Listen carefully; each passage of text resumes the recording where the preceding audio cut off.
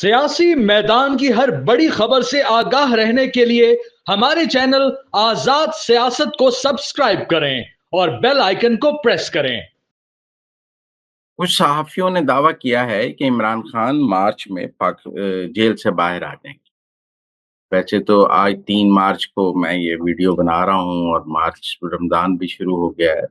तो वो दोस्त ये कह रहे हैं कि ईद से पहले इमरान खान ये जेल से बाहर आ जाएंगे। मुझे नहीं लगता इमरान खान ईद से पहले या मार्च में जेल से बाहर आ सकते। ये कानूनी तौर पर मुमकिन नहीं। अभी इमरान खान की अपीलें नहीं लगी हैं, अभी वो कन्विक्टेड हैं, अभी उनकी बाकी केसेस में ज़मानतें नहीं हुई हैं। वो रातों-रात मौजज़ा हो जाए तो मुमकिन है, सियासी मौजज़ा कि अदालतें रातों को लग जाएँ, बैक जुम्बिश कलम अपीलों के फैसले शुरू हो जाएँ, ज़मानतें हो जाएँ, वो अंधेरी चल जाए तो मैं ज़रूर उस पर बात कर सकता हूँ।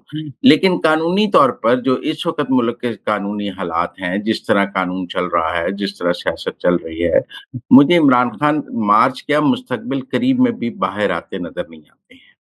मुझे इमरान खान की रिहाई नज़र नहीं आती है। उनके टाइम मैगज़ीन में जो उन्होंने आर्टिकल लिखा है, उसमें भी उन्होंने ये नहीं लिखा कि मुझे रिहाई की कोई पेशकश हुई है। वो ये तो कह रहे हैं कि मुझे बनी गाला में नज़रबंद करने की या बनी गाला में कैद करने की पेशकश हुई है। वो ठीक है कि आप अडयाला में कैद रखना चाहते हैं या बनी गाला में कैद रखना चाहते हैं। कैद तो रखना है, जेल में तो रखना है। आप बनी गाला को सब जेल बना दें या अडयाला को जेल में रखें या किसी गेस्ट हाउस को सब जेल बना दें, वो सब कुछ तो मुमकिन है, लेकिन रिहाई मुमकिन नहीं है। जब आप उनको बनीगाला शिफ्ट करने की भी बात करते हैं, तो बनीगाला को सब जेल करार देने की बात करते हैं। वहाँ जेल का सुपरिटेंडेंट बैठेगा, जेल का अमला होगा। वो एक जैसे इससे पहले बुशरा बीबी को बनीगाला में जेल में रखा गया था, तो वो कह रही थी कि ये तो पूरी जेल बना दी है, यहाँ जेल का अमला है। मैं घर में आज़ादी से चल फिर भी नहीं सकती कि 2 कमरों को आपने उनकी हवालात बना दी है। तो मुझे नहीं लगता कि इमरान खान की कोई रिहाई अभी मुमकिन है। ना मुल्क के कानूनी हालात जो लोग आइन कानून के मुताबिक अगर रिहाई होनी है तो वो भी मुमकिन नहीं है और ना ही सियासी हालात ऐसे हैं कि इमरान खान की रिहाई मुमकिन हो सके। ना ही उनके एस्टेब्लिशमेंट से हालात ऐसे हैं कि उनकी रिहाई मुमकिन हो सके। तो रिहाई के तो 3 किस्म के आप मंजरनामे देख सकते हैं। कानून के मुताबिक रिहाई अगर होगी तो वो उसके कोई हालात अभी नज़र नहीं आ रहे, अभी केसेज़ इस स्टेज पे नहीं है कि उनकी रिहाई हो सके।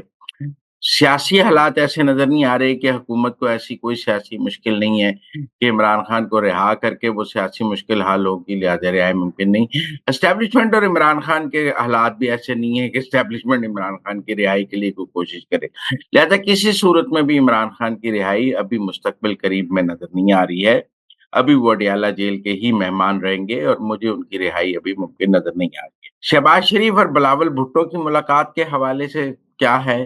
देखिए, आगे बजट आ रहा है। पिछली दफ़ा बिलावल भुट्टो और पीपल्स पार्टी ने पीएसटीपी पे काफ़ी इतराज़ किया था कि हमारे एमएनएज़ को फंड्स नहीं मिले और उस वक़्त फिर कहा गया था कि आपने लेट कहा है, अब तो बजट बन चुका है, बजट पेश हो गया है, लिहाज़ा अगले साल बर वक़्त बात होगी।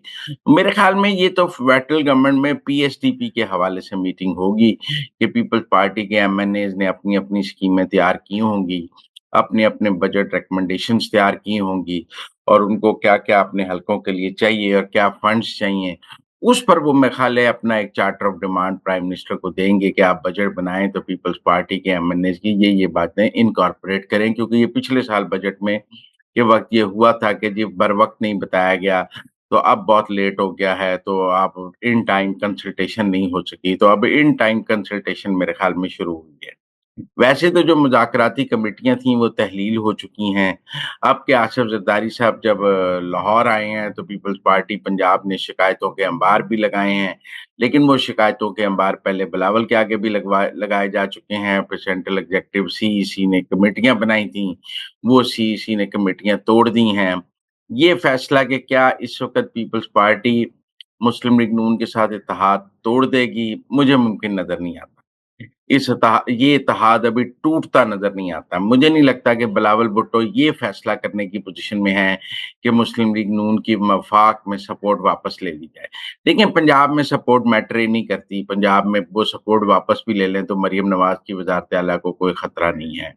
पीपल्स पार्टी सपोर्ट वापस ले तो 2 हुकूमतें जाती हैं। एक बलूचिस्तान की सरफराज भुगटी की हुकूमत को खतरा होगा और एक फेडरल में शहबाज शरीफ की हुकूमत को खतरा होगा। لیکن میں نہیں سمجھتا کہ ابھی پیپلز پارٹی ایسی کسی پوزیشن میں ہے، ایسے کوئی ایڈونچر کرنے کی پوزیشن میں ہے کہ وہ اتحاد توڑ دے۔ وہ اپنی ناراضگی کا اظہار کر سکتی ہے، وہ اپنی چارٹر آف ڈیمانڈ رکھ سکتی ہے، وہ اپنے ڈسپلیئر کنوے کر سکتی ہے، وہ بیان دے سکتی ہے، لیکن ابھی اتحاد توڑ نہیں سکتی ہے۔ وہ بجٹ میں بھی ووٹ ڈالے گی، اور یہ گارنٹرز کو پتہ ہے، یہ اس حکومت کے کچھ لوگوں کا خیال ہے کہ پیپلز پارٹی نے بڑا احسان کیا ہوا ہے مسلم لیگ نون پر وزیر اعظم کا ووٹ ڈال کر۔ دیکھیں دوسری طرف کی رائے بھی جانیں۔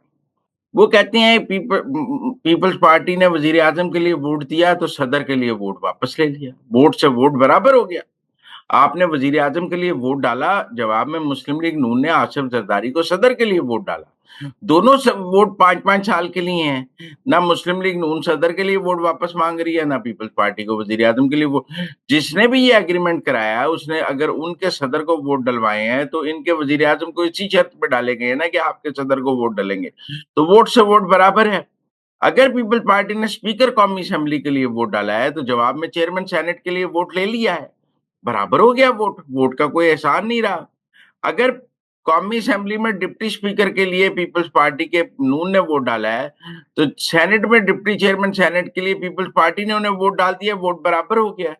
ٹیکنیکلی تو ووٹ برابر ہے، آپ نے صدر کے لیے ووٹ لے لیا، وزیر اعظم کے لیے دے دیا، چیئرمین سینٹ کے لیے لے لیا، اسپیکر کے لیے دے دیا، تو ووٹوں کا کوئی ایسا احسان نہیں ہے ایک دوسرے کے اوپر۔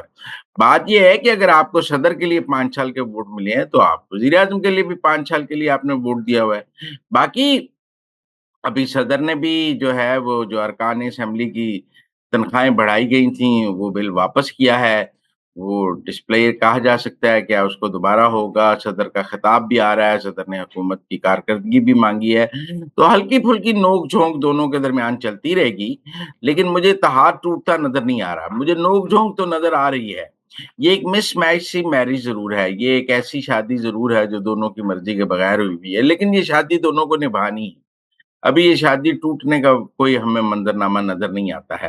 بلاول بھٹو کو اس کا اندازہ ہے، انہوں نے کافی دباؤ ڈال کر دیکھ لیا ہے، انہیں سمجھ آ گئی ہے کہ نون میں تو مسلم لیگ نون نے کوئی سپیس نہیں دینی۔ آپ جتنا مرضی دباؤ ڈال لیں، آپ وفاقی حکومت توڑوا دیں، نون نے پنجاب میں آپ کو سپیس نہیں دینی ہے۔ آپ وفاقی حکومت ٹوٹتی ہے تو مسلم لیگ نون کو کوئی فرق نہیں پڑتا، وہ قومی اسمبلی کے الیکشن دوبارہ کرا لیں گے، لیکن پنجاب میں سپیس نہیں دیں گے۔ پنجاب میں ان کی اپنی اکثریت موجود ہے، جیسے پیپلز پارٹی کی سندھ میں اکثریت موجود ہے، اور وہ کسی کو سپیس دینے کو تیار نہیں ہے، تاکہ ایم کیو ایم کو بھی دینے کو تیار نہیں۔ وہ جو وفاق میں اتحادی ہے وہ سندھ میں اپوزیشن میں بیٹھی ہے، کیونکہ پیپلز پارٹی کو ضرورت ہی نہیں ہے ایم کیو ایم کے ووٹوں کی۔ اسی طرح کے پی میں پی ٹی آئی کو مرکز میں مولانا فضل الرحمان سے اتحاد کی دائی ہے، لیکن کے پی میں ووٹوں کی ضرورت نہیں ہے تو فضل الرحمان صاحب کو کوئی شیئر دے رہے ہیں۔ سیاست میں ایسے ہی ہوتا ہے، جہاں آپ کے ووٹوں کی ضرورت نہیں ہے وہاں آپ کو کوئی کار خیر صدقہ خیرات تو نہیں دیا جاتا۔ تو پنجاب میں تو مسلم لیگ نون کو پیپلز پارٹی کے ووٹوں کی ضرورت نہیں ہے۔ مریم نواز کہتی ہیں میری اپنی اکثریت موجود ہے، پیپلز پارٹی مجھ پر غیر ضروری دباؤ نہ ڈالے کہ وفاق میں ووٹ دیا ہوا ہے لہذا پنجاب میں شیئر دے دیں، وہ نہیں ہو۔ باقی پیپلز پارٹی اس پورے نظام کی سب سے بڑی بینیفیشری، آپ دیکھیں صدر ان کے پاس، چیئرمین سینٹ ان کے پاس، ڈپٹی اسپیکر قومی اسمبلی ان کے پاس، وہ واحد جماعت ہے جس کے پاس چاروں صوبوں میں حکومت ہے۔ 2 صوبوں میں وزیر اعلیٰ ہیں، سندھ اور بلوچستان کے وزیر اعلیٰ پیپلز پارٹی کے ہیں، پنجاب اور کے پی میں گورنر پیپلز پارٹی کے ہیں۔ کسی اور سیاسی جماعت کے پاس چاروں صوبوں میں اتنے بڑے عہدے موجود ہیں؟ مسلم لیگ نون کی آپ بات کرتے ہیں، ان کے پاس کون سا عہدہ ہے؟ سندھ میں کوئی عہدہ نہیں ہے، ان کے پاس کے پی میں کوئی عہدہ نہیں ہے، 2 صوبوں میں وہ بالکل ختم ہے۔ ایک بلوچستان کی گورنری ضرور ہے ان کے پاس، لیکن اس کے علاوہ کے پی اور سندھ میں تو مسلم لیگ نون کے پاس کچھ نہیں ہے۔ پیپلز پارٹی کے پاس تو چاروں صوبوں میں عہدے موجود ہیں، تو اتنی بڑی بینیفیشری ہو کر وہ روز اسی اتحاد، وہ جس شاخ پر بیٹھے ہیں، جس درخت کی شاخ پر بیٹھے ہیں، اس درخت کو روز کاٹنے کی بات کرتی ہیں، تو وہ ایک الگ بات ہے، ورنہ اس نظام کی سب سے بڑی بینیفیشری پیپلز پارٹی ہے۔ اور اگر وہ اس کو نہیں سمجھتے ہیں تو مجھے نہیں لگتا مسلم لیگ نون کو بلیک میل ہوگی اس وقت پیپلز پارٹی سے۔ انہیں پیپلز پارٹی کے سٹیکس کا اندازہ ہے، اور اگر خالی قومی اسمبلی کے الیکشن دوبارہ ہوتے ہیں تو یہ بھی مسلم لیگ نون کا فائدہ ہے، کیونکہ اس صورت میں پنجاب میں ان کی حکومت موجود ہے، ضمنی انتخاب انہوں نے سارے جیتے ہیں، وہ اب زیادہ پنجاب جیت کر آ جائیں گے، اور شاید پیپلز پارٹی کو اندازہ ہوگا کہ وہ ان کے پاس جتنی سیٹیں ہیں دوبارہ اتنی سیٹیں جیتنا بھی مشکل ہو جائے گا، کیونکہ جو پنجاب سے انہوں نے جو سیٹیں جیتی ہوئی ہیں وہ سیٹیں بھی ان کے لیے دوبارہ جیتنا مشکل ہو جائے گا۔ تو اس لیے مجھے نہیں لگتا کہ کوئی اتحاد ٹوٹنے کا خطرہ ہے، جتنے مسلم لیگ نون کے سٹیکس ہیں اتنے پیپلز پارٹی کے بھی سٹیکس ہیں، اور اتحاد کو چلانا دونوں کی مجبوری ہے۔ شیر افضل مروت صاحب نے کہا ہے کہ عمران ریاض خان نے 6 ارب روپیہ کمایا ہے فرنٹ مین کے ذریعے، اور اس سارے کے اوپر دیکھیں عمران ریاض خان کے مالی معاملات پر اب بہت سے سوالات اٹھ رہے ہیں۔ وہ کل تک لوگوں سے رسیدیں مانگتے تھے، وہ کل تک لوگوں پر کرپشن کا الزام لگاتے تھے، اب پی ٹی آئی کی جانب سے، پی ٹی آئی کے مختلف حلقوں کی جانب سے ان کے اوپر کرپشن کے الزام لگ رہے ہیں۔ کوئی کہتا ہے مائننگ کا ٹھیکہ لیا ہے، کوئی کہتے ہیں مہر شرافت ان کا فرنٹ مین ہے، کوئی کہتے ہیں انہوں نے ایجنسیوں سے پیسے لیے ہیں، کوئی کہتے ہیں جنرل فیض سے 600 کنال جگہ لے لی ہے۔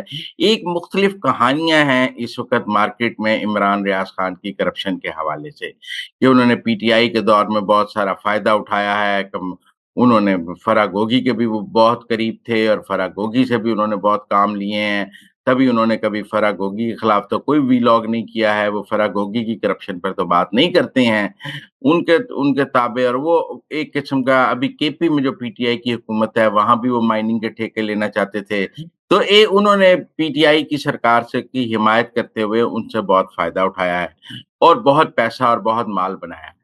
ان کو وہ لوگوں سے حساب مانگتے تھے، آج لوگ ان سے حساب مانگ رہے ہیں، قانون قدرت ہے۔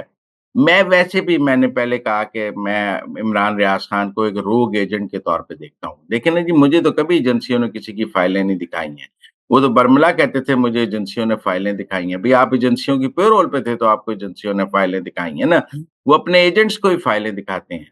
آج آپ ان ایجنسیوں کے خلاف ہو گئے، کل آپ جن ایجنسیوں کے ساتھ مل کر کام کر رہے تھے تو اب آپ اس ایجنسی کے روگ ایجنٹ ہیں، اور ایسا ایجنسیوں کی لڑائی میں ہم نے اکثر روگ ایجنٹس دیکھے ہیں، آپ پہلے ایک ایجنسی کے لیے کام کرتے ہیں، پھر آپ اس کے خلاف ہو جاتے ہیں، پھر آپ روگ ایجنٹ ہو جاتے ہیں، تو یہ بڑے معمولی بات ہے، دنیا میں روگ ایجنٹس کی ایک طویل داستان ہے۔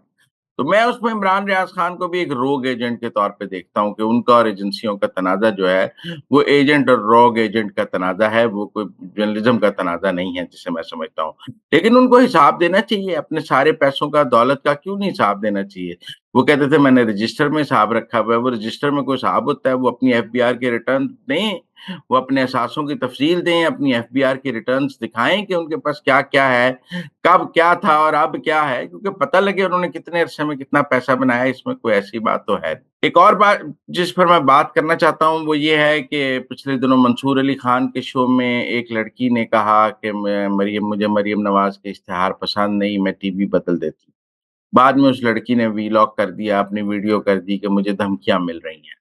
اب منصور علی خان صاحب نے اس کے اوپر ایک ویلاگ کیا ہے کہ ان کی اس بچی سے بات ہوئی ہے، تو اس بچی نے کہا کہ ان کو تو کسی نے کوئی دھمکی نہیں دی ہے، ان کو کسی نے کوئی دھمکی نہیں دی ہے، ان کی خالہ کو کسی نے کہا ہے، اور ان کی فیملی کا پی ٹی آئی کے ساتھ گہرا تعلق ثابت ہو گیا ہے۔ تو اس کا مطلب ہے کہ وہ ایک پی ٹی آئی فیملی سے تعلق رکھتی تھیں، ان کی فیملی کے political stakes P T I کے ساتھ ہیں، ان کی فیملی کے سوشل میڈیا ہینڈل سارے پی ٹی آئی کے لیے استعمال ہوتے ہیں۔ تو ایسے میں پی ٹی آئی کو سیاست پہ بچوں کو استعمال نہیں کرنا چاہیے۔ میں اس بات کے سخت خلاف ہوں کہ آپ اپنی سیاست کے لیے بچوں کو استعمال کریں۔ اب یہ ثابت ہو کے لگتا ہے کہ وہ ویڈیو پی ٹی آئی نے اپنے کنیکشن اس فیملی سے یوز کرتے ہوئے بنائی ہے تاکہ وہ پنجاب حکومت کو یا حکومت کو یا ریاست کو بدنام کر سکے۔ یہ کوئی اچھی بات نہیں ہے۔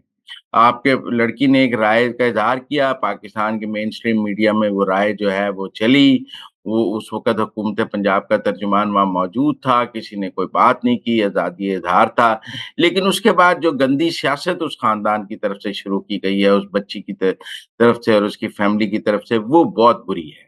آپ اس طرح اگر حکومت کو ملائن کرنے کے لیے ایک پولیٹیکل ایجنڈے کے طور پہ اپنے بچوں کو استعمال کریں گے تو یہ کوئی اچھی بات نہیں ہے۔ اس کے جواب میں ریاست بھی پھر ایکشن لے گی، حکومت بھی پھر ایکشن لے گی، آپ کا جھوٹ کھلے گا، حکومت آپ پر مقدمہ بنائے گی کہ آپ نے جھوٹا الزام لگایا ہے کہ آپ کو دھمکی آئی ہے، آپ ثابت کریں آپ کو کوئی دھمکی نہیں آئی، آپ نے جھوٹا ویلاگ آیا ہے، تو آپ بچوں کو سیاست کے لیے استعمال نہ کریں، اس سے بچوں کا کیریئر خراب ہوتا ہے، اور وہ جو کیریئر بچوں کا خراب ہوتا ہے پھر اس کے ذمہ دار وہ ماں باپ ہیں جو اپنے سیاسی مقاصد کے لیے اپنے بچوں کو استعمال کرتے ہیں۔